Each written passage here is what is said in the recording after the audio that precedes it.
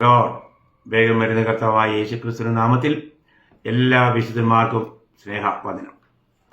കർത്താവിന്റെ കൃപയാൽ ഒരിക്കൽ കൂടി കർത്താവിന്റെ ഈ ജീവന്റെ വചനവുമായി നിങ്ങളോടുകൂടെ ഈ നിലയിൽ സംഭാഷിക്കുവാൻ ദൈവം തന്ന കൃപയെ ഓർത്ത് കർത്താവിനെ സ്തുതിക്കുന്നു. കർത്താവിന്റെ വലിയ സ്നേഹമാണ് നമുക്ക് വീണ്ടും അവസരം ദൈവം തരിക. അപ്പോൾ കഴിഞ്ഞ ദിവസങ്ങൾ നമ്മൾ പഠിച്ചുകൊണ്ടിരിക്കുന്ന ഭാഗം നിങ്ങൾക്ക് ഓർമ്മയുണ്ടാവുമല്ലോ. നമ്മുടെ പ്രാണന്റെ രക്ഷ, നമ്മുടെ ദേഹിയുടെ രക്ഷ, നമ്മുടെ ജീവന്റെ രക്ഷ, നമ്മുടെ സോളിന്റെ രക്ഷ എന്നുള്ള വിഷയമാണ്. ഇതിനെക്കുറിച്ച് നമ്മൾ നന്നായിട്ട് അറിയണം. അതറിഞ്ഞില്ലെങ്കിൽ നമുക്ക് നിത്യതയിൽ വലിയ നഷ്ടമുണ്ടാകും. അതുകൊണ്ട് പലർക്കും അങ്ങനെയുള്ള കാര്യങ്ങളൊന്നും അറിയാൻ വലിയ താല്പര്യമില്ല. ഇന്നത്തെ തലമുറയിൽ പലരും എനിക്ക് ആത്മരക്ഷ കിട്ടി, അതൊക്കെ ധാരാളം, ഇനി ഞാനങ്ങ് സ്വർഗത്തിലെത്തും. അതൊക്കെ ശരിയാ. രക്ഷിക്കപ്പെട്ട ഒരു വ്യക്തി സ്വർഗത്തിലെത്തിയാലൊന്നും ഞാൻ ഒരിക്കലും പറയില്ല. കാരണം അത് ദാനമായിട്ട് ദൈവം തന്നതാ. അങ്ങനെയാണെങ്കിൽ രക്ഷിക്കപ്പെട്ട ഒരു വ്യക്തി ആ രക്ഷ ഒരിക്കലും നഷ്ടമാകുകയില്ല, അദ്ദേഹം നിത്യത്തിലെത്തും. എന്നാൽ അവര് പ്രതിഫലം ഒന്നുമില്ലാതെ ലജ്ജിക്കേണ്ടി വരും. അതുകൊണ്ടാണ് നമ്മൾ എല്ലാവർക്കും ദൈവത്തിൽ നിന്നും ദൈവം ഒരുക്കിയിരിക്കുന്ന ആ പ്രതിഫലങ്ങൾ പ്രാപിക്കുവാൻ തക്കവണ്ണം യോഗ്യമായ ഒരു ജീവൻ നയിക്കുവാനായിട്ട് നിങ്ങളെ പ്രോത്സാഹിപ്പിക്കുന്നത്. അതുകൊണ്ട് നിങ്ങൾ ഉത്സാഹിക്കണം. അതിൻ്റെ ആ ആഴമായ സത്യങ്ങൾ നമ്മൾ തിരുവചനത്തിലൂടെ ധ്യാനിക്കുക. അപ്പോൾ ഇന്ന് ഞാൻ ആ വിഷയം ഒന്നുകൂടെ ആഴത്തിലേക്ക് പോകാനായിട്ട് ആഗ്രഹിക്കുന്നു. അതിനുവേണ്ടി വായിക്കുന്ന ഭാഗം റോമാലേഖനം 8-ാം അധ്യായം 5 മുതൽ 9 വരെയുള്ള വാക്യങ്ങളാണ് ആദ്യം വായിക്കുന്നത്. വളരെ ശ്രദ്ധയോടെ നമുക്ക് കേൾക്കാം. ഞാനത് വായിക്കാം. ജഡസ്വഭാവമുള്ളവർ ജഡത്തിനുള്ളതും ആത്മസ്വഭാവമുള്ളവർ ആത്മാവിനുള്ളതും ചിന്തിക്കുന്നു.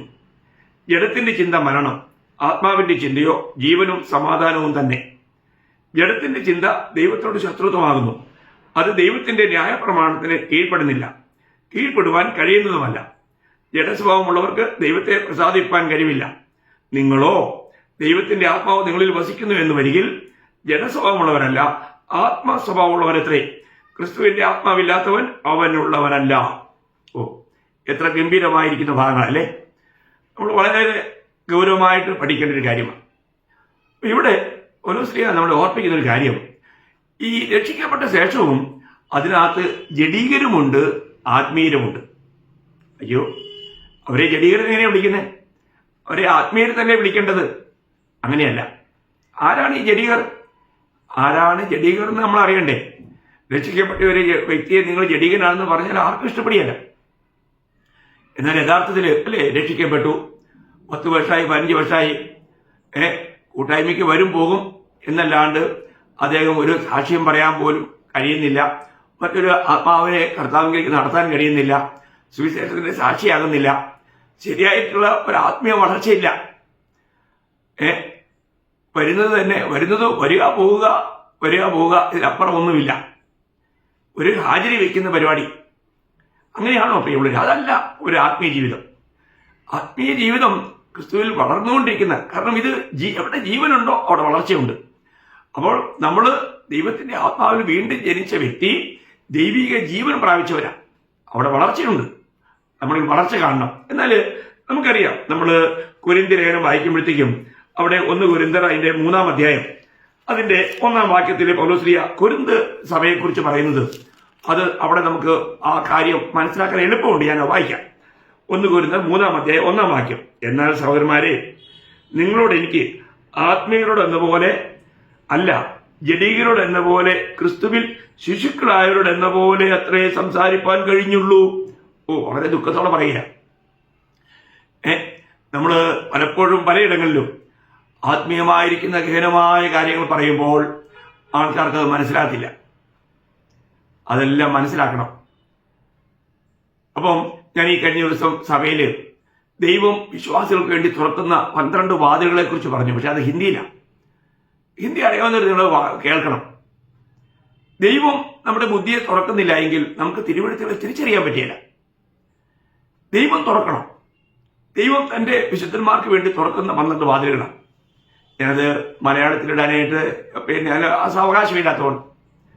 അപ്പോൾ നിങ്ങളിൽ ഹിന്ദി അറിയാവുന്നവരെല്ലാം കുറച്ചെങ്കിലും മനസ്സിലാക്കാൻ കഴിയുന്നവർ അത് ഇന്നലത്തെയും മിനിഞ്ഞാന്നത്തെയും 2 ക്ലാസ്സിലായിട്ട് ഞാൻ 12 കൂട്ട കാര്യങ്ങൾ പറഞ്ഞിട്ടുണ്ട്. തിങ്കൾ ചൊവ്വ ബുധൻ 3 ക്ലാസ്സിലായിട്ട്. അപ്പോൾ നിങ്ങൾ ശ്രദ്ധിക്കുക, വളരെ വിലപ്പെട്ട കാര്യങ്ങളാണ്. നമ്മൾ ഈ കാര്യങ്ങൾ മനസ്സിലാക്കണം. ഇവിടെ കൊരിന്ത് സഭയെക്കുറിച്ച് പൗലോസ് പറയാണ്, നിങ്ങൾ ഇതുവരെയും ജഡികന്മാരാണ്. കണ്ടോ? അപ്പോൾ രക്ഷിക്കപ്പെടാത്തവരെ കുറിച്ച് പറഞ്ഞിരിക്കുന്നത് പ്രാകൃതന്മാരെന്ന്. അത് നമ്മൾ 1 കൊരിന്ത്യർ 2-ാം അധ്യായത്തിന്റെ 14-ാം വാക്യത്തിൽ വായിക്കുന്നുണ്ട്.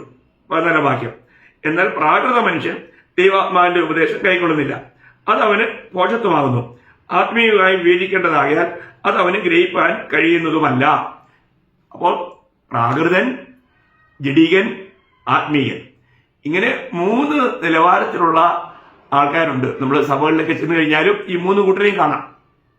അപ്പോൾ രക്ഷിക്കപ്പെടാത്തവരായിട്ടുള്ളവരെ ദൈവവചനം പറയുന്നത് പ്രാകൃതർ എന്നാണ്. കാരണം അവർക്ക് ദൈവാത്മാവില്ല, അവരിൽ വീണ്ടുജന്മം നടന്നിട്ടില്ല. എന്നാൽ വീണ്ടുജന്മം നടന്നിട്ടും അവരിന്നും ജഡികന്മാരാണ്. എന്ന് പറഞ്ഞാൽ അവർക്ക് വേണ്ട നിലയിൽ ആത്മീയ വളർച്ചയില്ല. അപ്പോൾ ഈ ആത്മീയ വളർച്ചയില്ലാത്തവരെയാണ് ഇവിടെ ജഡികന്മാർ എന്ന് പറഞ്ഞിരിക്കുന്നത്. അപ്പോൾ ജഡികന്മാരുടെ ചിന്തകളും പ്രവർത്തികളും ഒക്കെ മറ്റ് ലോക മനുഷ്യരിൽ നിന്നും വലിയ വ്യത്യാസമൊന്നും കാണിക്കില്ല, ഏകദേശം ചേർന്ന് പോകും. അതുകൊണ്ട് ലോക മനുഷ്യർ പലപ്പോഴും രക്ഷിക്കപ്പെട്ടവരോട് ചോദിക്കുന്നത്, നിങ്ങൾ ഞങ്ങളെ പോലെ തന്നെ ജീവിക്കുന്നതെന്ന്. അങ്ങനെ കേട്ടിട്ടുണ്ടോ? ഈ രക്ഷിക്കപ്പെട്ടെന്ന് പറയുന്നവരെ ഈ ലോക മനുഷ്യരെ പോലെ ജീവിക്കുമ്പോൾ അവർ ചോദിക്കുന്ന ചോദ്യമാണ്, നിങ്ങൾ തന്നെ ഞങ്ങളെ പോലെയല്ലേ ജീവിക്കുന്നേ, ഞങ്ങൾ നിങ്ങൾ തമ്മിൽ തന്നെ വ്യത്യാസം? ഈ ചോദ്യം കേട്ടിട്ടുണ്ടോ? അനേകരെ കുറിച്ചാണ് നീക്കെ ചോദിക്കുന്നത്. അപ്പോൾ ഈ ജഡീകരെ നമുക്ക് എങ്ങനെ തിരിച്ചറിയാം? അതേ അധ്യായം, ആ 1 കൊരിന്ത്യർ 3-ാം അധ്യായം അതിന്റെ 4-5 വാക്യം ഞാൻ വായിക്കാം. ഒരുത്തൻ ഞാൻ പൗലോസിന്റെ പക്ഷക്കാരൻ എന്നും മറ്റൊരുത്തൻ ഞാൻ അപ്പൊല്ലോസിന്റെ പക്ഷക്കാരൻ എന്നും പറയുമ്പോൾ നിങ്ങൾ സാധാരണ മനുഷ്യരല്ലയോ? അപ്പൊല്ലോസ് ആർ, പൗലോസ് ആർ. തങ്ങൾക്ക് കർത്താവ് നൽകിയതുപോലെ നിങ്ങൾ വിശ്വസിപ്പാൻ കാരണമായി തീർന്ന ശുശ്രൂഷകന്മാരത്രേ. അപ്പോൾ നിങ്ങൾ ഇങ്ങനെ ഓരോരുത്തരുടെ പക്ഷം പിടിക്കുന്നത് എന്തുകൊണ്ട്? അപ്പോൾ ഇവിടെ പ്രത്യേകം എടുത്ത് പറയുന്നത്, ഒരുത്തൻ ഞാൻ പൗലോസിന്റെ പക്ഷക്കാരൻ, മറ്റൊരുത്തൻ പറയുന്നു ഞാൻ അപ്പൊല്ലോസിന്റെ പക്ഷക്കാരൻ. അപ്പൊ ഇങ്ങനെ ഓരോരുത്തർ പറയാം. അതിനേക്കാളും ശ്രേഷ്ഠം അതിന്റെ 1-ാം അധ്യായത്തിൽ തന്നെ ഉണ്ട്. അതിന്റെ 12-13 വാക്യം. 1 കൊരിന്ത്യർ 1-ാം അധ്യായം അതിന്റെ 12-13 വാക്യം ഞാൻ വായിക്കാം. നിങ്ങൾ ഓരോരുത്തൻ ഞാൻ പൗലോസിന്റെ പക്ഷക്കാരൻ, ഞാൻ അപ്പൊല്ലോസിന്റെ പക്ഷക്കാരൻ, ഞാൻ കേഫാവിന്റെ പക്ഷക്കാരൻ, ഞാൻ ക്രിസ്തുവിന്റെ പക്ഷക്കാരൻ എന്നിങ്ങനെ പറയുന്നു പോൽ. ആണോ? ഇവിടെ 4 പക്ഷം. നോക്കണേ, എത്ര ഡേഞ്ചറാണെന്ന് നോക്കണേ. ഇന്ന് സഭായോഗം അല്ലെങ്കിൽ വിശ്വാസ ഗോളം, ആത്മീയ ഗോളം ഇങ്ങനെയല്ലേ ആയിത്തീർന്നിരിക്കുന്നത്. ഇന്ന് 4 അല്ല, 40 അല്ല, 4000 രീതിയിലല്ലേ. 4000 അല്ല, എനിക്ക് അറിഞ്ഞുകൂടാ, എണ്ണാൻ അറിഞ്ഞുകൂടാ. നമ്മൾ ചിന്തിക്കണം, എത്ര പക്ഷക്കാരാ പ്രിയവരെ, എത്ര പക്ഷക്കാരാ. ഇവിടെ ഇങ്ങനെ പക്ഷം തിരിഞ്ഞവരോട് പൗലോസ് ചോദിക്കുന്ന ചോദ്യമാണ് അവിടെ അതിന്റെ 13-ാം വാക്യത്തിലെ വളരെ ശ്രദ്ധിക്കേണ്ട ഒരു വാക്യം ഉള്ളത്. അവിടെ വായിക്കുന്നതിനാണ്, ക്രിസ്തു വിവാഹിക്കപ്പെട്ടിരിക്കുന്നുവോ? പൗലോസ് നിങ്ങൾക്ക് വേണ്ടി ക്രൂശിക്കപ്പെട്ടുവോ? അല്ല, പൗലോസിന്റെ നാമത്തിൽ നിങ്ങൾ സ്നാനമേറ്റുവോ? 3 ചോദ്യമാണ്. ഇതിന് ഉത്തരം നിങ്ങൾ പറയണം, കേൾവിക്കാരായി നിങ്ങൾ പറയണം, നാം ഓരോരുത്തരും പറയണം. അപ്പോൾ ഇവിടെ പൗലോസ് ചോദിക്കുന്നത്, ക്രിസ്തു വിവാഹിക്കപ്പെട്ടിരിക്കുന്നുവോ? നോക്കുക, ക്രിസ്തു വിവാഹിക്കപ്പെടണം. എന്നാൽ നമ്മൾ വിവാഹിക്കല്ലേ? അല്ലെ? ഇന്ന് നമ്മൾ നോക്കിയേ, ഒരേ ഉപദേശമുള്ള കൂന പോലെയുള്ള പിന്നെ കൂട്ടായ്മകളാണ് എല്ലാം. എന്തൊക്കെ കൂട്ടായ്മകളാണ്? നമ്മൾ ചിന്തിക്കണം, എന്തൊരു ദൈവം നിന്നെയാ പ്രിയമുള്ളവരെ. എന്നിട്ട് പേര് കൊടുത്തിരിക്കുക, Church of God, Assemblies of God, Sharon, IPC, TPM, ഇങ്ങനെ ഓരോ കൂട് പോലെ അടുത്തടുത്ത് ഇവിടെ പാടുന്നത് അവിടെ കേൾക്കാം. എത്ര ദുഃഖകരമായൊരു അനുഭവം പ്രിയമുള്ളവരെ. അവര് കർത്താവിനെ വിഭാഗിച്ചു, കർത്താവിന്റെ ശരീരമാ സഭയെ വിഭാഗിച്ച് ഓരോ നേതാക്കന്മാര് എല്ലാം ഒരേ ഉപദേശം, എല്ലാവർക്കും ഒരേ ഡോക്ട്രീൻ, എന്നിട്ടും സംഘടനകളായി പിരിഞ്ഞിരിക്കുക. ദൈവത്തിന്റെ ശരീരത്തെ തകർക്കുന്ന ഒന്നാ പ്രിയമുള്ളവരെ സംഘടന, മതം. ദൈവത്തിന്റെ സഭ അത് ജീവനുള്ള ദൈവത്തിന്റെ ആലയമാണ്, അതൊരു ജീവൻ പ്രസ്ഥാനമാണ്. അതിനെ ഒരിക്കലും തച്ചുടയ്ക്കാൻ പറ്റുകയില്ല, വിഭാഗിക്കാൻ പറ്റുകയില്ല. അപ്പൊ നമ്മൾ മനസ്സിലാക്കണം, ഒരു ദേശത്ത് ഒരു സഭ എന്നുള്ള രീതിയിലാണ് നമ്മൾ ബൈബിളിൽ കാണുന്നത്. എന്നാൽ ഇതെല്ലാം മാറി. ദൈവത്തിന്റെ സഭയെ മുറിച്ച് കഷ്ണങ്ങളാക്കി എന്നിട്ട് അവരെന്തോ വലിയ കാര്യം ചെയ്യുന്നു എന്നുള്ള രീതിയിൽ, എന്നിട്ട് ഇലക്ഷൻ നടക്കുന്നു. എന്തൊരു മണ്ടത്തര. ജനറൽ ബോഡി യോഗങ്ങളൊക്കെ ഒന്ന് കണ്ടിട്ടുണ്ടെങ്കിൽ കസേരയെടുത്ത ഒരുത്തരും മറ്റൊരുത്തരും അടിക്കാൻ ഒരുങ്ങുന്നത്. പച്ച തെറിവിളി. ഇതാണോ ദൈവമക്കളെ ദൈവത്തിന്റെ സഭയിൽ നടക്കേണ്ടത്? ഇതൊക്കെ ദൈവസഭയാണോ? വളരെ ഹീനമായി പോയി. വളരെ ദുഃഖകരമായൊരു അനുഭവം. ഇതൊക്കെ ഇങ്ങനെ പറയുന്നതിൽ തന്നെ വളരെ ദുഃഖമുണ്ട്. ദൈവത്തിന്റെ സഭ ഒരിക്കലും അങ്ങനെയല്ല പ്രിയമുള്ളവരെ. ഇതൊക്കെ ചില ജഡികന്മാരുടെ ഒരു കൂട്ടമാണ്. ഇവർക്കിനി ഇവരുടെയൊക്കെ ജീവിതത്തിൽ ഇതൊക്കെ ഇതിനകത്ത് തന്നെ യഥാർത്ഥത്തിൽ രക്ഷിക്കപ്പെട്ടവരുണ്ടോ എന്ന് തന്നെ അറിഞ്ഞുകൂടാ. എന്നാൽ രക്ഷിക്കപ്പെട്ടാൽ നമ്മൾ ആത്മീയമായി സമയത്തിന്റെ പരിധിക്ക് അനുസരിച്ച് നമ്മൾ വളരണം. നമ്മൾ വളരുന്നില്ല എങ്കിൽ അത് വലിയൊരു ദുഃഖകരമായ അവസ്ഥയാണ്. അപ്പം ഓരോ വിശുദ്ധന്മാരും തങ്ങളെ തന്നെ പരിശോധിക്കണം. ഇന്ന് ഞാൻ എവിടെയാണ്?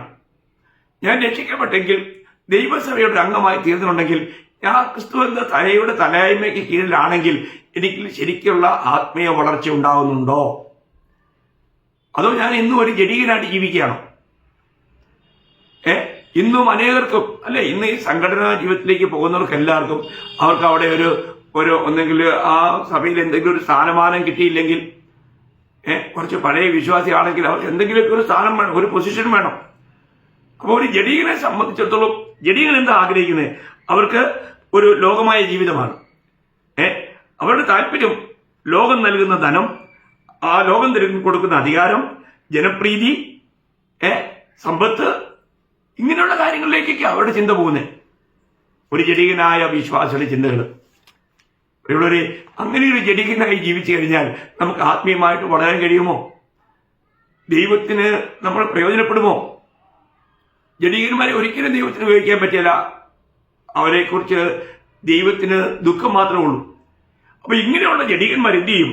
ഇങ്ങനെയുള്ള ജഡീകന്മാർ സഭയിലുണ്ടെങ്കിൽ അവർ മുഖാന്തരം സഭയ്ക്ക് പോലും ഇടർച്ച വരും. അത് നമ്മൾ ഗലാത്യലേഖനം 5-ാം അധ്യായം 10-ാം വാക്യത്തിൽ പൗലോസ് പ്രത്യേകം എടുത്തു പറയുന്നുണ്ട്. നിങ്ങൾക്ക് ഭിന്നാഭിപ്രായം ഉണ്ടാകില്ല എന്ന് ഞാൻ കർത്താവിൽ ഉറച്ചിരിക്കുന്നു. എന്നാൽ നിങ്ങളെ കലക്കുന്നവൻ ആരായാലും ശിക്ഷാവിധി ചുമക്കും. ശിക്ഷാവിധി, അതൊരു ഭയങ്കരം. കാരണം അവരെന്ത് ചെയ്യുക? ദൈവത്തിന്റെ സഭയെ തകർക്കുകയാണ്. എന്തെങ്കിലും ചെറിയ ചെറിയ വിഷയങ്ങൾ കൊണ്ടുവന്നുകൊണ്ട് സഭയെ തകർക്കുക, സഭയെ ഉടയ്ക്കുക. ചെറിയ ചെറിയ കാര്യങ്ങളായിരിക്കും. രക്ഷയെക്കുറിച്ചോ ത്രിയേക ദൈവത്തെക്കുറിച്ചുള്ള വിദ്യാമാനമുള്ള കാര്യങ്ങളൊന്നുമല്ല. ഉപദേശപരമായ അങ്ങനെയുള്ള കാര്യങ്ങളൊന്നുമല്ല. ചെറിയ നിസ്സാര കാര്യങ്ങളിൽ പ്രശ്നം ഉണ്ടാക്കിയിട്ട് അവരെ സഭയെ പിളർത്തുന്നു. എത്ര ദുഃഖകരമാണ്. ഇതൊന്നും ഒരു ആത്മീയന്റെ ലക്ഷണമല്ല പ്രിയമുള്ളവരെ. ഒരു ആത്മീയന് ഇങ്ങനെ ഒരിക്കലും ചെയ്യാൻ കഴിയില്ല. അപ്പം നമ്മുടെ ജീവിതത്തിൽ ഞാൻ ഇന്നൊരു യഥാർത്ഥമായിട്ടും ഒരു ആത്മീയനായിട്ട് ജീവിക്കുവാൻ എനിക്ക് എന്റെ ഇതൊക്കെ ഈ ദേഹീയ രക്ഷ എന്നുള്ള കാഴ്ചപ്പാടില്ലാത്തത് കൊണ്ട് വരുന്ന കാര്യങ്ങളാണ്. രക്ഷിക്കപ്പെട്ടിട്ട് നമ്മുടെ പ്രാണന്റെ രക്ഷ അത് എങ്ങനെയാണ് നേടേണ്ടതെന്നുള്ള അറിയത്തില്ലാത്തതിന്റെ ആ അറിവില്ലായ്മ ഉണ്ടാകുന്ന കാര്യങ്ങളാണ്, കുഴപ്പങ്ങളാണ്. അപ്പൊ ഇത് നമ്മൾ വളരെ സഭയിൽ ഒരു പ്രശ്നം ഉണ്ടാക്കുന്ന ഒരു വ്യക്തി തികച്ചും അവൻ ജഡീകനാണ്. അവനെ കൊണ്ട് ദൈവത്തിനൊരു പ്രയോജനമില്ല. അവന്റെ ജീവിതത്തിലൂടെ ദൈവത്തെ നമ്മൾ ആ വായിച്ച ഭാഗത്തുണ്ട്. റോമാലേഖനം 8-ാം അധ്യായത്തിലേക്ക് ഞാൻ വീണ്ടും മടങ്ങി വരികയാണ്. 8-ാം അധ്യായം അതിന്റെ 5-ാം വാക്യമാണ് നമ്മൾ ആദ്യം വായിച്ചത്. ജഡസ്വഭാവമുള്ളവർ ജഡത്തിനുള്ളതും ആത്മസ്വഭാവമുള്ളവർ ആത്മാവിനുള്ളതും ചിന്തിക്കുന്നു. നോക്കണം, നമ്മുടെ ചിന്ത പോലും. അപ്പോ ഒരു ജഡീകൻ എപ്പോഴും ജഡത്തിനുള്ളതാ ചിന്തിക്കുന്നേ. അവന് ലോകപ്രകാരമുള്ള സ്ഥാനമാനങ്ങൾക്ക് വേണ്ടിയിട്ടും സുഖജീവിതത്തിന് വേണ്ടിയിട്ടും ലഭിക്കുന്ന ബഹുമാനങ്ങൾക്ക് വേണ്ടിയിട്ടും ഇങ്ങനെ ഈ ലോകത്തിൽ നിന്ന് ലഭിക്കേണ്ട കാര്യങ്ങളെക്കുറിച്ച് അവന്റെ ചിന്തയും അവന്റെ പ്രവൃത്തിയൊക്കെ. എന്നൊരു ആത്മീയതയെ സംബന്ധിച്ചോളം അവിടെ വായിക്കുന്നു ആത്മസ്വഭാവമുള്ളവൻ. അപ്പൊ ഇവിടെ 2 സ്റ്റൈലാണ്, 2 ജീവൻ സ്റ്റൈൽ, ലൈഫ് സ്റ്റൈൽ. ഒന്ന് ജഡത്തിൻ്റെതായ സ്റ്റൈലും ഒന്ന് ആത്മാവിൻ്റെതായിരിക്കുന്ന സ്റ്റൈലും. അപ്പൊ ഇന്ന് നമ്മുടെ ജീവിതത്തിൽ നമുക്ക് ഏത് സ്റ്റൈലിലാണ് നമുക്ക് ജീവിക്കാൻ കഴിയുന്നത്? വളരെ പ്രധാനപ്പെട്ട ഒരു ചോദ്യമാണ്. നമുക്ക് ഇന്നും ഒരു ആത്മീയനായിട്ട് ജീവിക്കാൻ കഴിയുന്നുണ്ടോ? നമ്മുടെ ജീവിതം ഉയരങ്ങളുടെ കാര്യങ്ങളാണോ, അതോ ഈ ഭൗതികമായിരിക്കുന്ന ഈ താൽക്കാലികമായിരിക്കുന്ന ഈ നശിച്ചു പോകുന്ന ഇല്ലാതായി പോകുന്ന ഈ കാര്യങ്ങളെ നേടുവാൻ വേണ്ടിയാണോ? പ്രിയമുള്ളവരെ, എത്ര വലിയ സ്ഥാനമാനങ്ങൾ നേടിയാലും അവൻ കുറച്ച് നാളത്തേക്കായിരിക്കും ആ പദവിയൊക്കെ ഇനി ലഭിക്കുന്നത്. എന്നാൽ ദൈവം നമ്മളെ നിത്യരാജാക്കന്മാരായി തെരഞ്ഞെടുത്തിരിക്കുക. നിത്യരാജ്യത്വം ദൈവം നമുക്ക് നൽകിയിരിക്കുക. നമ്മളെ സംബന്ധിച്ചിടത്തോളം നമ്മൾ ആ നിത്യതയെക്കുറിച്ചുള്ള കാഴ്ചപ്പാടുള്ളവരായിരിക്കണം. അതിലെ നമ്മൾ കൊളോസ് ലേഖനം 3-ാം അധ്യായം 1-2 വാക്യത്തിൽ വായിക്കുമ്പോൾ, നിങ്ങൾ ക്രിസ്തുവേശുവിനോടുകൂടെ ഉയർത്തെഴുന്നേറ്റിരിക്കുന്നുവെങ്കിൽ ക്രിസ്തു ദൈവത്തിന്റെ വലത്തുഭാഗത്തിരിക്കുന്നതുമായ ഉയരത്തിലുള്ളത് അന്വേഷിപ്പിൻ, അത് തന്നെ ചിന്തിപ്പിന്നല്ലേ? അതാണോ ഇത് നമ്മൾ ചിന്തിക്കുന്നേ? ആ ഒരു നോട്ടമാണോ നമുക്കുള്ളേ? ആ ഒരു കാഴ്ചപ്പാടാണോ നമുക്കുള്ളേ? അപ്പോൾ ഒരു ജഡികനെ സംബന്ധിച്ചിടത്തോളം അവൻ ജഡീകരമായി ചിന്തിക്കുമ്പോൾ നമുക്കൊരു കാര്യം മനസ്സിലാക്കണം. ഒരു ജഡികനെ കാണുമ്പോൾ നമുക്കറിയാം അവൻ എപ്പോഴും ടെൻഷനിലായിരിക്കും. കാരണം അറിയോ, പിശാചിന് അവനെ തിന്നാൻ കഴിയും. മനുഷ്യൻ മണ്ണുകൊണ്ടുണ്ടാക്കിയതല്ലേ, ജഡം എന്ന് പറഞ്ഞാൽ മണ്ണ. ഈ ജഡത്തിലാകുമ്പോൾ പിശാചിന് അവനെ തിന്നാൻ കഴിയും. അവനെ ആക്രമിച്ചുകൊണ്ടിരിക്കും. അവന്റെ സമാധാനം നഷ്ടപ്പെടും, അവന്റെ സന്തോഷം നഷ്ടപ്പെടും. അങ്ങനെയുള്ള ജഡീകന്മാർക്ക് പലർക്കും പ്രത്യാശ പോലും ഇല്ലെന്ന് പറയുന്നതാണ് ശരി. നോക്കണേ, എത്ര ദുഃഖകരമായൊരവസ്ഥ. രക്ഷിക്കപ്പെട്ട ദൈവവേദിയിലെ നമുക്ക് ഓരോ ദിവസവും ആത്മാവിനാൽ ജീവിക്കുവാൻ, ആത്മാവിനാൽ നമ്മുടെ ജഡത്തെ അധീനപ്പെടുത്തി അതിനെ നമുക്ക് കീഴ്പ്പെടുത്തി അതിന്മേൽ നമുക്ക് ജയം വരിക്കാൻ കഴിയണം. അതിന് നമ്മുടെ തന്നെ അവയവങ്ങളെ നമ്മൾ സമർപ്പിക്കണം. വളരെ വിലപ്പെട്ട കാര്യമാണ്. അപ്പോൾ ഓരോ ദിവസവും ഒരു ജഡീകൻ ജഡത്തിനോട് ചിന്തിക്കുമ്പോൾ ഒരു ആത്മീയൻ ആത്മീയമായി ചിന്തിക്കും. എന്നിട്ട് അതിന്റെ 6-ാം വാക്യം, ജഡത്തിന്റെ ചിന്ത മരണം, ആത്മാവിന്റെ ചിന്തയോ ജീവനും സമാധാനവും തന്നെ. കണ്ടോ, ആത്മാവിന്റെ ചിന്ത പോലും ജീവനും സമാധാനവുമാണ്. അവൻ ജീവനിൽ വളർന്നുകൊണ്ടിരിക്കും. അവന്റെ സമാധാനം, ആ സമാധാനം കെടുത്തുവാൻ ആർക്കും കഴിയില്ല. എത്ര വിലപ്പെട്ട കാര്യം. എന്നാൽ ഒരു ജഡീകന്റെ ചിന്ത മരണമാണ്. ഇതുവരെ ദൈവത്തിൽ നിന്നുള്ള അകൽച്ചയായിരിക്കും അവൻ അനുഭവപ്പെടുന്നത്. അവന് ദൈവത്തോട് അടുക്കാൻ കഴിയില്ല. എത്ര ദുഃഖകരമാണ്. എന്നിട്ട് അതിന്റെ 7-8 വാക്യം, ജഡത്തിന്റെ ചിന്ത ദൈവത്തോട് ശത്രുത്വമാകുന്നു, അത് ദൈവത്തിന്റെ ന്യായപ്രമാണത്തിന് കീഴ്പ്പെടുന്നില്ല, കീഴ്പ്പെടുവാൻ കഴിയുന്നതുമല്ല. അതൊക്കെ എത്ര ഭയങ്കര പ്രയോഗങ്ങളാണ്. ഇതൊക്കെ വളരെ വ്യക്തമായും ആസ്വദിച്ചിട്ടുണ്ട്, അനുഭവിച്ചിട്ടുണ്ട്. നമ്മുടെ ആത്മീയ ജീവിതത്തിൽ ചില ജഡീകന്മാര് അവരൊരിക്കലും നമ്മൾ എത്രയെല്ലാം പറഞ്ഞ് മനസ്സിലാക്കിയാലും, തിരുവചനത്തിനോട് പറഞ്ഞു കൊടുത്താലും അവരത് കേട്ട് കീഴ്പ്പെടുവാൻ മനസ്സില്ല. അവർ വാശിയുള്ളവരാണ്, വീറും വൈരാഗ്യവുമുള്ളവരാണ്. അവർ ജഡീകന്മാരാണ്. അവർ സത്യത്തോട് മറുതലിക്കുന്നവരാണ്. ദൈവത്തിന്റെ സഭയെ തകർക്കുവാനായിട്ട് ഉത്സാഹിക്കുന്നവരാണ്. നോക്കണേ, പക്ഷം പിടിക്കും. എന്നിട്ട് അവർ ഏതെങ്കിലും ഒരു സംഘടനയുടെ ഭാഗമായി തീരും. അപ്പോൾ അവർ ചിന്തിക്കും, കണ്ടോ, ഭൗതികമായ കാര്യങ്ങൾക്കെല്ലാം ഞങ്ങൾക്ക് എന്ത് സവാശ, എന്തൊരിത. ഭൗതികമാണ് അവരുടെ ലക്ഷ്യം. അവർക്ക് ഭൗതികമായിട്ടുള്ള നല്ല പ്രശംസകൾ കിട്ടും. ഒരുപാട് വിഷയങ്ങൾ കൊണ്ടുവരുന്നത് മുഴുവനും നശിച്ചു പോകുന്ന ലോകത്തിൻ്റെതായ കാര്യങ്ങളാണ്. നമ്മൾ ചിന്തിക്കണേ, ആത്മീയതയൊന്നും അവിടെ ഇല്ല. ലോകത്തിന്റെ നേട്ടങ്ങൾ, ലോകത്തു നിന്നും ലഭിക്കാവുന്ന പ്രശംസകൾ, പുകഴ്ചകൾ, അതൊക്കെ അവരുടെ ചിന്ത. അവർക്കൊരിക്കലും ദൈവത്തിന് കീഴ്പ്പെടുവാൻ, ആത്മാവിന് കീഴ്പ്പെട്ട് ജീവിക്കുവാനായിട്ട് കഴിയില്ലെന്നാണ്. നോക്കണേ ദൈവമക്കളെ, അങ്ങനെയുള്ളവരെയും നമുക്ക് ആത്മീയ കോളത്തിൽ കാണാൻ കഴിയും. വഞ്ചിക്കപ്പെടരുത്. എന്നിട്ട് അതിന്റെ 8-ാം വാക്യത്തിൽ പറയുന്നു, ജഡസ്വഭാവമുള്ളവർക്ക് ദൈവത്തെ പ്രസാദിപ്പാൻ കഴിവില്ല. ദൈവത്തെ പ്രസാദിപ്പിക്കുവാൻ കഴിയില്ല. നമ്മളൊരു കാര്യം മനസ്സിലാക്കണം, ഒരു ജഡീകൻ ഒരിക്കലും ദൈവത്തെ പ്രസാദിപ്പിക്കാൻ കഴിയില്ല. അപ്പം അവര് അനേക ലോകപ്രകാരമുള്ള നല്ല കാര്യങ്ങളൊക്കെ ചെയ്യുന്നുണ്ടാവും. പക്ഷെ ദൈവം അതിലൊന്നും പ്രസാദിക്കത്തില്ല. പ്രിയമുള്ളവരെ, ദൈവം അവിടെ എങ്ങും പ്രസാദിക്കില്ല. അപ്പോൾ ശ്രദ്ധിക്കുക, നമ്മൾ ഇന്ന് യഥാർത്ഥത്തിൽ ആത്മീയമായിട്ട് നമുക്ക് വളരാൻ കഴിയുന്നുണ്ടോ? കുരുന്ത് സഭയെ പോലെ അവിടെ ആത്മീയമായിരിക്കുന്ന എല്ലാ കൃപാവരങ്ങളും ഉണ്ടായിരുന്നിട്ടും അവർ ജഡീകന്മാരായിരുന്നു. പ്രിയമുള്ളവരെ, നമ്മുടെ ജീവിതത്തിൽ കൃപാവരനൊക്കെ ഓരോ ടൂൾസ്, അത് ദൈവസഭയെ കെട്ടിപ്പടുക്കാനുള്ള ഓരോ ടൂൾസ്, ഉപകരണങ്ങൾ. അതിലൊന്നുമല്ല വലിയ കാര്യം. നമുക്കൊരു ആത്മീയനായിട്ട് ജീവിക്കാൻ കഴിയാന്നുള്ളതാണ്. ജീവിതത്തിൽ നമ്മൾ മനസ്സിലാക്കേണ്ട കാര്യങ്ങൾ മനസ്സിലാക്കണം. അത് ഗ്രഹിക്കേണ്ടത് ഗ്രഹിച്ചില്ല എങ്കിൽ നമ്മൾ വഞ്ചിക്കപ്പെടും. നിത്യതയിൽ നമുക്ക് വലിയ നഷ്ടം ഉണ്ടാവും. എന്നിട്ട് അതിന്റെ 9-ാം വാക്യത്തിൽ പറയുന്നത് ഇങ്ങനെയാണ്, നിങ്ങളോ ദൈവത്തിന്റെ ആത്മാവ് നിങ്ങളിൽ വസിക്കുന്നു എന്ന് വരിയിൽ ജഡ സ്വഭാവമുള്ളവനല്ല, ആത്മസ്വഭാവമുള്ളവരത്രേ. ക്രിസ്തുവിന്റെ ആത്മാവില്ലാത്തവൻ അവനുള്ളവനല്ല. നോക്കണേ പ്രിയമുള്ളവരെ, ആത്മാവുള്ള ഒരുവൻ എപ്പോഴും ഒരു ആത്മീയനായി ജീവിക്കണമെന്ന് തന്നെയാണ് ദൈവത്തിന്റെ ആഗ്രഹം. നമ്മൾ ആത്മാവിന് വിധേയപ്പെടുന്ന, ആത്മാവിനെ ദുഃഖിപ്പിക്കാത്ത, ആത്മാവിനെ കെടുത്താത്ത, ആത്മാവിനെ അനുസരിക്കുന്ന ഒരു അനുഭവത്തിൽ നമ്മളായിരിക്കണം. അങ്ങനെ ഓരോ ദിവസവും അപ്പം നമ്മുടെ ജീവിതം എപ്രകാരമുണ്ട്? ഇന്ന് നമ്മളിൽ എവിടെയെങ്കിലും എന്തെങ്കിലും സഭയിൽ പ്രശ്നങ്ങൾ, ഇന്ന് നമുക്കറിയാം അനേക സഭകളിൽ പ്രശ്നങ്ങളാണ്. എനിക്ക് പലപ്പോഴും പല സ്ഥലങ്ങളിൽ നിന്നും ഫോണൊക്കെ വരുമ്പോൾ ഞങ്ങളുടെ സഭ തകർന്നു, അത് 2 പീസായി 3 പീസായി. ഇവിടെ തന്നെ ഞാൻ പല കൂട്ടുകളെ കണ്ടിട്ടുണ്ട്. അങ്ങനെ നമ്മൾ ചിന്തിക്കണം പ്രിയമുള്ളവരെ, ഇങ്ങനെയുള്ള ജഡീകന്മാരിലൂടെ പിശാച് കർത്താവിന്റെ ശരീരത്തെ വെട്ടിനുറുക്കുവാൻ ശ്രമിക്കുന്നു എന്നുള്ളത് ദുഃഖകരമായ ഒരു സത്യമാണ്. നമ്മൾ മനസ്സിലാക്കണം. അങ്ങനെ ഒരിക്കലും ഒരു വ്യക്തി അവന്റെ ജീവിതത്തിൽ അങ്ങനെ നടക്കാതിരിക്കട്ടെ. ഇല്ലെങ്കിൽ അത് എത്ര വലിയ ദൈവനാമം ദൂഷിക്കുന്നത് ആ വ്യക്തിയെ സംബന്ധിച്ചോളം എത്ര ഭയങ്കരമായിരിക്കും എന്ന് നമ്മൾ മനസ്സിലാക്കണം. അപ്പോൾ ഇവിടെ ഞാൻ നേരത്തെ പറഞ്ഞല്ലോ, മത്തായിയുടെ സുവിശേഷത്തില് കർത്താവ് തന്നെ അനുഗമിക്കുന്ന തന്റെ ശിഷ്യന്മാർ എങ്ങനെയാണ് ഈ ദേഹരക്ഷ പ്രാപിക്കേണ്ടത് എന്നുള്ള കാര്യം പറഞ്ഞപ്പോൾ ആ വാക്യം എപ്പോഴും നിങ്ങളുടെ ഒരു കുറിവാക്യമായി നിങ്ങൾ എടുക്കണം. മത്തായി 16-ാം അധ്യായം 24 മുതൽ 26 വരെയുള്ള വാക്യം. പിന്നെ യേശു ശിഷ്യന്മാരോട് പറഞ്ഞത്, ഒരുത്തന് എന്റെ പിന്നാലെ വരുവാൻ ഇച്ഛിച്ചാൽ തന്നെത്താൻ ത്യജിച്ച് തന്റെ ക്രൂശെടുത്ത് എന്നെ അനുഗമിക്കട്ടെ. ആരെങ്കിലും തന്റെ ജീവനെ രക്ഷിപ്പാൻ ഇച്ഛിച്ചാൽ അതിനെ കളയും. എന്റെ നിമിത്തം ആരെങ്കിലും തന്റെ ജീവനെ കളഞ്ഞാൽ അതിനെ കണ്ടെത്തും. ഒരു മനുഷ്യൻ സർവ്വലോകവും നേടിയിട്ടും തന്റെ ജീവനെ നഷ്ടപ്പെടുത്തിയാൽ അവന് എന്തു പ്രയോജനം? അല്ല, തന്റെ ജീവന് വീണ്ടുകൊള്ളുവാൻ മനുഷ്യൻ എന്തു മറുവിലൊടുക്കും? ഇവിടെ ഈ ജീവൻ എന്ന് പറഞ്ഞിരിക്കുന്ന എല്ലാ ദേഹിയെ കുറിച്ചാണ്. സോൾ, ദേഹി. നമ്മൾ വളരെ ശ്രദ്ധിക്കുക. ഇവിടെ കർത്താവ് പറയുന്ന ഈ കാര്യങ്ങൾ എത്ര ആഴമുള്ള കാര്യങ്ങളാണെന്ന് മനസ്സിലാക്കണം. അപ്പം ഇന്ന് മനുഷ്യൻ അവന്റെ സ്വാർത്ഥ താല്പര്യങ്ങളെ നിവർത്തിക്കുവാൻ വേണ്ടിയിട്ട് ഈ ലോകത്തിലെ നിക്ഷേപങ്ങളുടെ പിന്നാലെ ഓടി, അധികാരങ്ങൾക്ക് പിന്നാലെ ഓടി ഒരു ജഡീകനായി ജീവിച്ചുകൊണ്ടിരിക്കുക.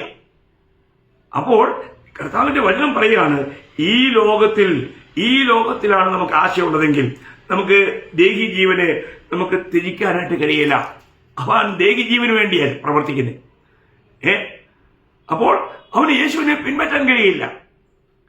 നമ്മൾ ക്രിസ്തുവിലായിട്ടും ഇന്ന് നമുക്ക് ലഭിക്കുന്ന സമയങ്ങളും കാര്യങ്ങളും എല്ലാം നമ്മൾ ലോകത്തെ നേടാനും ലോകപ്രകാരമൊക്കെ ഓടിക്കൊണ്ടിരിക്കുകയാണെങ്കിൽ അവൻ വെറും ഒരു ജഡീകനാണ്.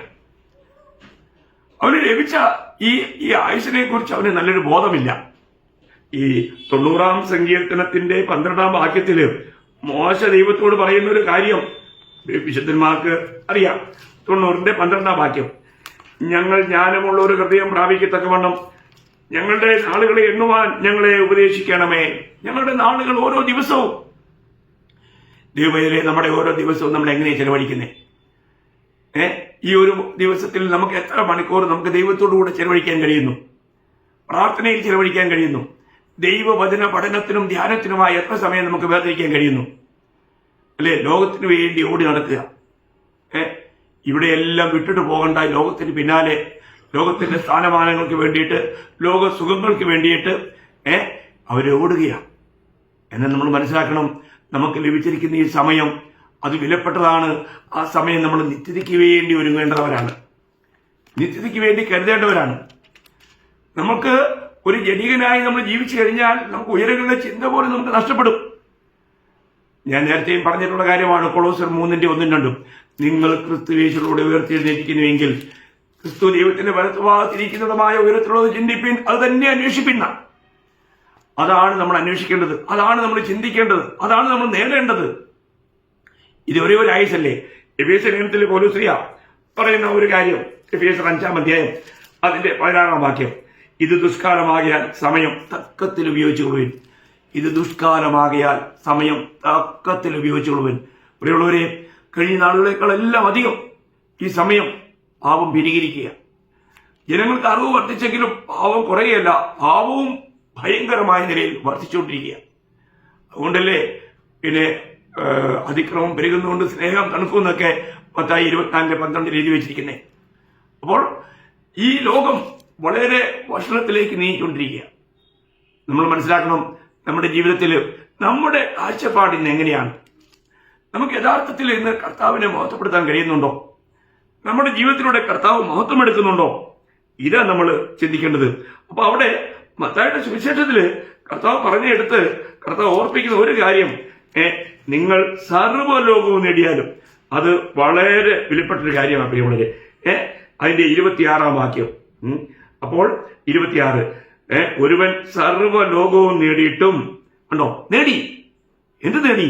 ഈ ലോകം എന്തിനുള്ളതാ? നശിക്കാനുള്ളതാ. ലോകവും അതിന്റെ മോഹവും ഒഴിഞ്ഞു പോകും.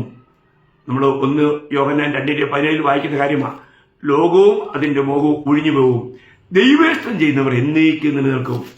ദൈവേഷ്ടം നമ്മുടെ ലോകത്തെ നേടേണ്ടതിന് വേണ്ടി അല്ല പ്രിയമുള്ളവരെ, നമ്മൾ നിത്യതയ്ക്കുള്ളവയെ നേടേണ്ടതിന് വേണ്ടിയിട്ടാണ്. നമ്മുടെ പ്രാണനെ പോലും അപ്രിയമായി കാണുന്നില്ല എങ്കിൽ, നമുക്ക് ഈ ലോകത്തിന്റെ സുഖത്തിന് പിന്നാലെയാണ് നമ്മുടെ ലക്ഷ്യമെങ്കിൽ, നമുക്ക് ലഭിക്കുന്ന സമയങ്ങളെല്ലാം ലോകത്തെ നേടുവാനായിട്ട് നമ്മൾ ഉദ്യമിക്കുന്നുവെങ്കിൽ നമ്മൾ തീർന്നു, നമ്മൾ വഞ്ചിക്കപ്പെട്ടു. ആ വഞ്ചകൻ, ആ ജഡീക, അവർ ശിശുക്കളെ പോലെയാണ്. ശിശുക്കൾക്ക് എന്താ അറിയാം? അവർക്ക് തിരിച്ചറിയാൻ കഴിയുന്നില്ല. അതുപോലൊരു അനുഭവമാണ് ഇന്ന് അനേക വിശുദ്ധന്മാരുടെയും. അവര് രക്ഷിക്കപ്പെട്ടു, പക്ഷെ രക്ഷിക്കപ്പെട്ടിട്ട് അവരെവിടെയാണ് നിൽക്കുന്നത് പോലും അവർക്കറിയത്തില്ല. അവര് വിഭാഗീയ ചിന്താഗതിയുള്ള സംഘടനകളിൽ പെട്ട് വീണ്ടും അവർ നരകിക്കുക. അവർക്ക് ആത്മീയമായിട്ട് വളരാൻ കഴിയുന്നില്ല. അവരും ഈ ലോകത്തെ നേടുവാൻ വേണ്ടിയിട്ട് വെമ്പൽ കൊള്ളുകയാണ്. നോക്കണേ, കർത്താവ് പറയുന്നു, ഒരുവൻ സർവ്വലോകവും നേടുകയും. നോക്കണം, സർവ്വലോകവും അവൻ നേടി. എന്നിട്ട് പറയുകയാണ്, സർവ്വലോകവും നേടിയിട്ടും തന്റെ ജീവനെ നഷ്ടപ്പെടുത്തിയ, തന്റെ ജീവനെ എന്ന് പറഞ്ഞാൽ ദേഹിയെ, നമ്മുടെ പ്രാണനെ നഷ്ടപ്പെടുത്തിയാൽ കർത്താവ് ചോദിക്കുകയാണ്, അവനെന്ത് പ്രയോജനം? ചോദ്യമാ, അവനെന്ത് പ്രയോജനമുണ്ടോ? തൽക്കാല ജീവിതത്തിൽ പ്രയോജനമുള്ളതായിട്ടൊക്കെ നമുക്ക് തോന്നും. നമുക്കറിയാം, ഇന്ന് ഏറ്റവും അസ്വസ്ഥനായിരിക്കുന്നത് വലിയ ധനവാന്മാരാ. അവർക്ക് ഉറക്കമോടെ വരത്തില്ല. ഒരു കാര്യം മനസ്സിലാക്കുക, തിരുവചനം പറയുന്ന ഓരോ കാര്യങ്ങൾക്കും വളരെ ആഴമുണ്ട് പ്രിയമുള്ളവരെ, വളരെ ആഴമുണ്ട്. അവനെന്ത് പ്രയോജനം? എന്നിട്ട് കർത്താവ് അടുത്ത് ചോദിക്കുകയാണ്, അവനെന്ത് പ്രയോജനം? അല്ല, തന്റെ ജീവനെ അല്ലെങ്കിൽ തന്റെ ദേഹിയെ, തന്റെ പ്രാണനെ വീണ്ടുകൊള്ളുവാൻ മനുഷ്യൻ എന്തു മറുപടി കൊടുക്കും? അവന് ജീവനുണ്ടോ? അവന്റെ പ്രാണന്റെ വീണ്ടെടുപ്പ് വിലയേറിയത്. അത് നിങ്ങൾക്ക് അറിയാം എന്ന് ഞാൻ വിചാരിക്കുന്നു. നമ്മൾ 49-ാം സങ്കീർത്തനത്തില് അവിടെ ആ കാര്യം വളരെ വ്യക്തമായിട്ടും സങ്കീർത്തനകാരൻ എടുത്തു പറയുന്നുണ്ട്. പിന്നെ അതിന്റെ 49-ന്റെ 8-ാം വാക്യം, അവനെ വീണ്ടെടുപ്പാനോ ദൈവത്തിന് വീണ്ടെടുപ്പ് കൊടുപ്പാനോ ആർക്കും കഴിയില്ല. അവിടെ പ്രാണന്റെ വീണ്ടെടുപ്പ് വിലയേറിയത്, അതൊരു നാളും സാധിക്കില്ല. കണ്ടോ, അവന്റെ പ്രാണന്റെ വീണ്ടെടുപ്പ് വിലയേറിയത്, അത് ഒരു നാളും സാധിക്കത്തില്ല, ആർക്കും കഴിയില്ല പ്രിയമുള്ളവരെ. ആർക്കും വില കൊടുത്ത് പ്രാണന്റെ രക്ഷ അത് നേടുവാനായിട്ട് കഴിയില്ല. അപ്പം നമുക്ക് ലഭിച്ചിരിക്കുന്ന ഈ സമയം എന്തിനുള്ളതാ? ഇത് നമ്മൾ ലോകത്തെ നേടാൻ വേണ്ടിയുള്ളതല്ല. ലോകത്തെ നേടുമ്പോൾ നമ്മൾ നമ്മുടെ പ്രാണനെ നഷ്ടപ്പെടുത്തുകയാണ്. അപ്പോൾ ഇപ്പോഴത്തെ സമയം എന്നുള്ളത് നമ്മൾ ടൈം നിത്യതയ്ക്ക് വേണ്ടി കാര്യങ്ങൾ നേടുവാൻ ഇൻവെസ്റ്റ് ചെയ്യുവാനുള്ള സമയമാണ്. അതാണ്. അപ്പോൾ നമുക്ക് ഈ സമയങ്ങൾ നിത്യതയ്ക്ക് വേണ്ടി ഒരുങ്ങുന്ന കാര്യത്തിൽ നമുക്ക് ഉപയോഗിക്കാൻ കഴിഞ്ഞാൽ ദൈവദൃഷ്ടിയിൽ നമ്മൾ വളരെ ശ്രേഷ്ഠന്മാരായി മാറും. അപ്പോൾ ഇവിടെ വളരെ ശ്രദ്ധിക്കണം. നമുക്ക് ഇന്നത്തെ ഈ ചെറിയൊരു ആയുസ് നമ്മൾ ദൈവഹിതത്തിൽ നിന്നുകൊണ്ട് നമ്മുടെ പ്രാണനെ പോലും അപ്രിയമായി കണ്ടുകൊണ്ട്, അതല്ലേ കർത്താവ് പറഞ്ഞത്. ഞാൻ എപ്പോഴും നിങ്ങൾ ഓർപ്പിക്കട്ടെ, മത്തായിയുടെ സുവിശേഷം അതിന്റെ മറ്റു പല ഭാഗങ്ങളും നമ്മൾ ഇനിയും ചിന്തിക്കുന്നതാണ്. അതിന്റെ 16-ാം അധ്യായം അതിന്റെ 24 മുതൽ 26 വരെയുള്ള വാക്യം നിങ്ങൾ വളരെ ധ്യാനിക്കണം. അതൊന്ന് ശരിക്കും അയവിറക്കണം.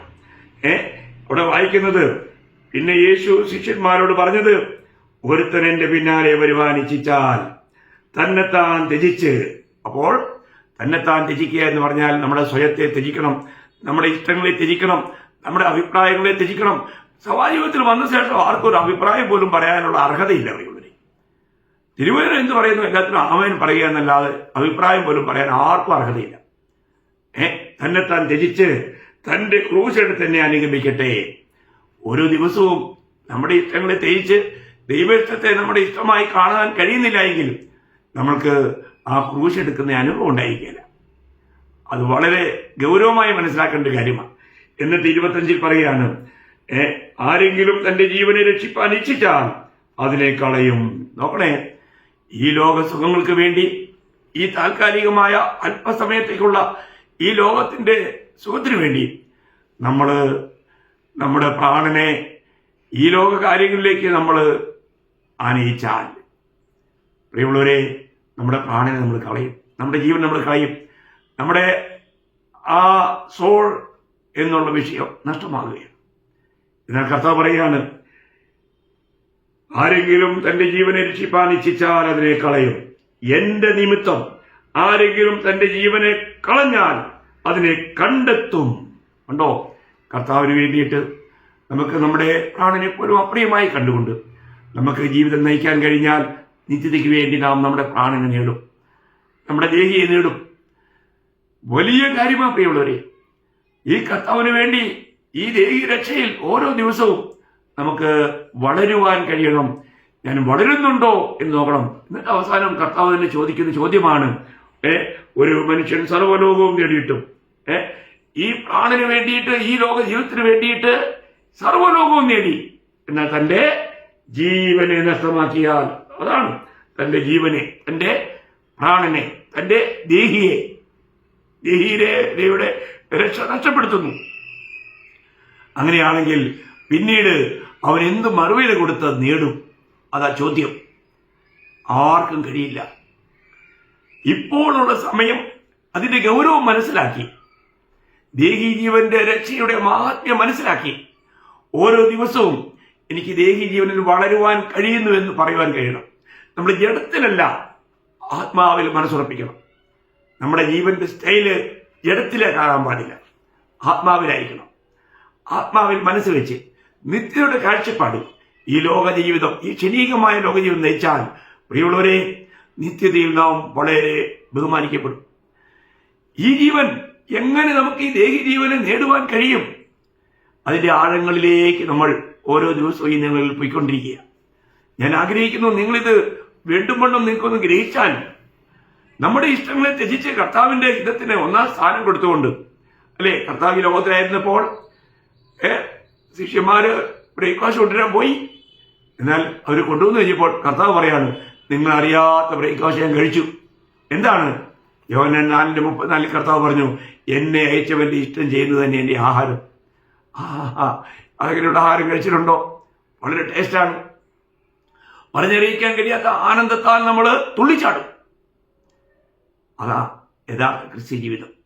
നമുക്ക് ഓരോ ദിവസവും നമ്മുടെ പ്രാണനെ അപ്രിയമായി കണ്ടുകൊണ്ട് കർത്താവിന് ജീവിക്കുവാൻ, അങ്ങനെ കർത്താവിന് ജീവിച്ചുകൊണ്ട് നമ്മുടെ പ്രാണനെ നിത്യതയ്ക്ക് വേണ്ടി നേടുവാൻ, അതുപോലെ നിത്യയുടെ തുറമുഖത്ത് ദൈവം നമുക്ക് ഒരുക്കിയിരിക്കുന്ന ആ വിലപ്പെട്ട പ്രതിഫലങ്ങളെ പ്രാപിക്കുവാൻ കർത്താവ് നമുക്ക് ഇടയാക്കട്ടെ. അന്ന് ലജ്ജിതരാകാൻ ആർക്കും ഇടയാകരുതേ. വളരെ ഒരുങ്ങണം, വളരെ ഒരുങ്ങണം. നിങ്ങൾ വളരെ ശ്രദ്ധയോടെ ഇത് കേൾക്കണം. വീണ്ടും വീണ്ടും ഈ വചനങ്ങൾ ധ്യാനിക്കണം. നിങ്ങൾ ആത്മാവിൽ ധ്യാനിക്കണം, അയവിറക്കണം. വളരെ പ്രയോജനപ്പെടും, വളരെ പ്രയോജനപ്പെടും. ഞാൻ ഇതിന്റെ തുടർമാനമായ ക്ലാസ് നാളെ എടുക്കാം. കർത്താവ് നിങ്ങളെ സഹായിക്കട്ടെ. നമ്മുടെ സമയം തീരുന്നതുകൊണ്ട് ഞാൻ ഇവിടെ നിർത്തുകയാണ്. നാളെ ഇതിന്റെ ബാക്കി നമുക്ക് കേൾക്കാം. കർത്താവിന് മാത്രം മഹത്വം ഉണ്ടാകട്ടെ. ആമേൻ.